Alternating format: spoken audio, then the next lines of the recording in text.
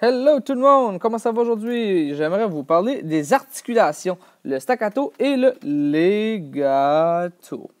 Comme vous avez entendu, il y a une différence dans la façon de le dire.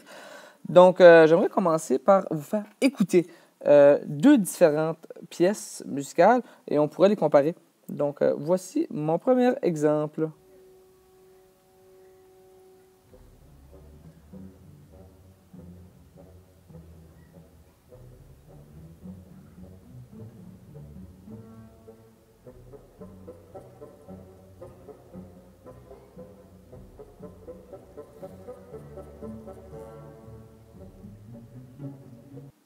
Comme vous avez entendu, la musique était vraiment douce.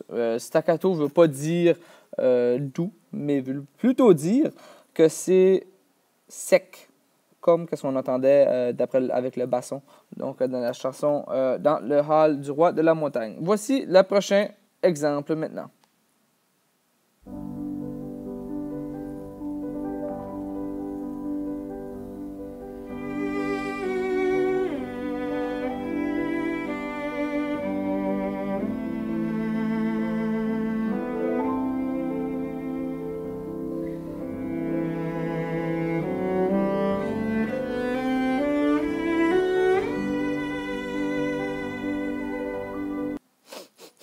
Oh, oh, ça me fait presque pleurer. Non. Mais c'est vrai, c'est une vraiment belle pièce. Ça s'appelle Le Cygne, qui a été composé par Camille Saint-Saëns. Et comme vous entendez, cette chanson-là est plutôt legato. Vous entendez la façon dont je le prononce en plus de ça. Donc, c'est ça, il y a une grosse différence. C'est vraiment le contraire, un puis l'autre. Un qui est vraiment sec, l'autre est legato. Toutes les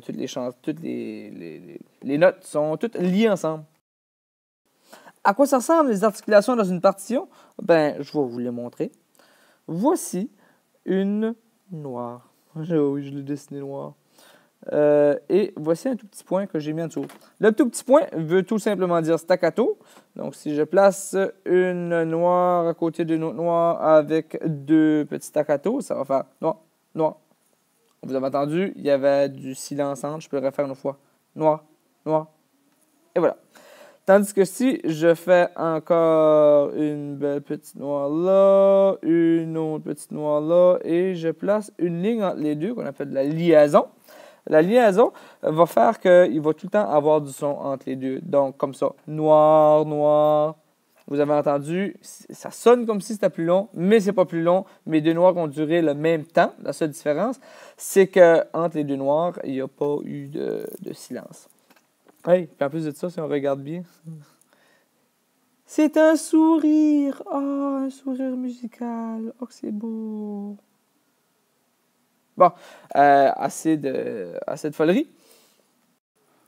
Maintenant qu'on sait c'est quoi staccato et legato, j'aimerais que vous essayiez de trouver des pièces qui ont été composées par des grands compositeurs qui auraient utilisé les sons staccato et les sons legato.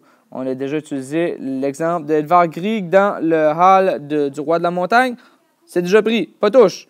J'aimerais aussi qu'on n'utilise pas vraiment le Cygne de Camille Saint-Saëns, mais je peux vous donner un indice. Camille Saint-Saëns a écrit une de ses bonnes pièces. En réalité, le Cygne vient d'un cycle de chansons qui s'appelle Le Carnaval des animaux. C'est peut-être intéressant d'aller le voir parce qu'il y a plein d'animaux qui sont représentés en musique.